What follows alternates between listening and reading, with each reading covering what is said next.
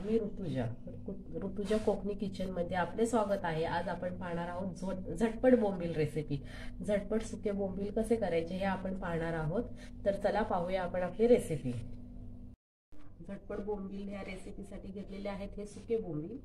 हे सुके बोंबील आपण गरम पाण्यामध्ये 5 मिनिटे भिजत घातलेले आहेत आणि स्वच्छ धुवून घेतलेले आहेत।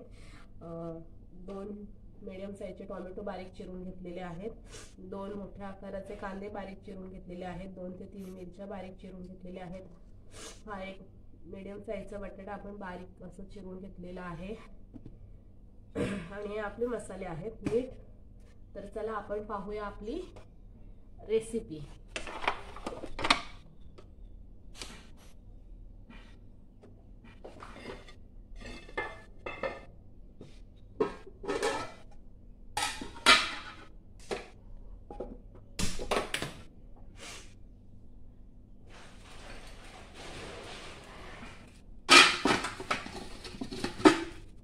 आपण याच्यामध्ये तेल घालणार आहोत।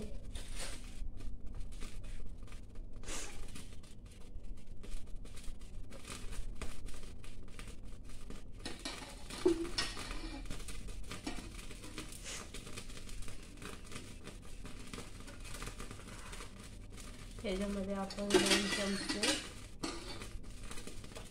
तेल घातलेलं आहे।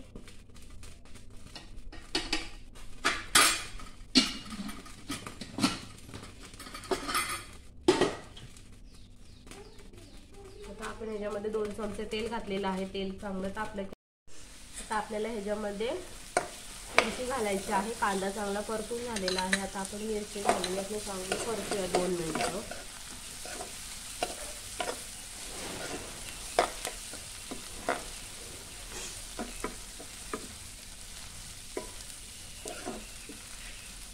आता आपण ह्याच्यामध्ये बारीक चिरलेला टोमॅटो घालूया।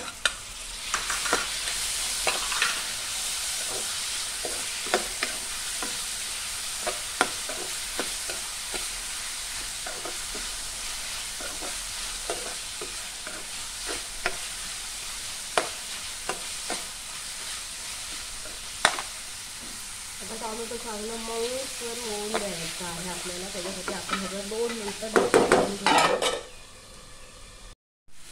टोमॅटो छान असं मऊ झालेला आहे। आता आपल्याला ह्याच्यामध्ये आपले मसाले घालायचे आहे।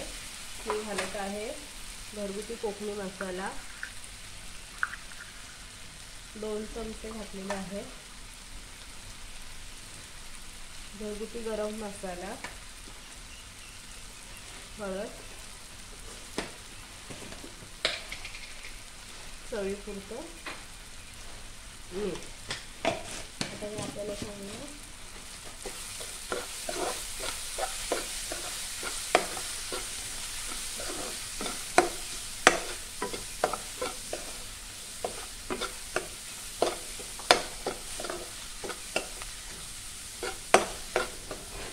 आपल्याला याच्यात घालायचे आहेत बोंबील।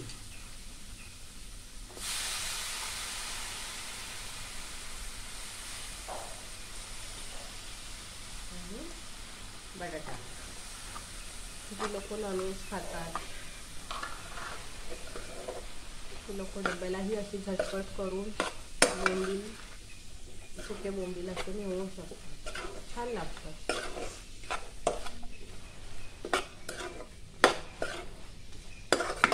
आता ह्याच्यावर आपण झाकण ठेवायचं आहे आणि वाफेवरच होऊन द्यायचे आहेत। एक 10 ते 15 मिनिटांमध्ये हे होतात। आपण झाकण ठेवूयात आणि गॅस मिडियम ठेवूयात आणि पाहूयात आपण। आता 5 मिनिटं झालेले आहेत। 15 मिनिटांमध्ये आपण पाहूया। तर बघा आपली रेसिपी झालेली आहे सुके बोंबील। बटाटा पण शिजलेला आहे आणि आपले सुके बोंबील झालेले आहेत।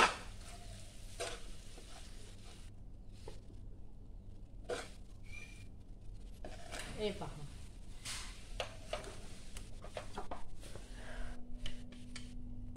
छानपैकी असे सुके बोंबील झालेले आहेत। तर भेटूया आपण आपल्या पुढच्या रेसिपीमध्ये। तोपर्यंत बाय बाय। व्हिडिओ आवडला असेल तर चॅनलला लाईक सबस्क्राइब करायला विसरू नका। धन्यवाद।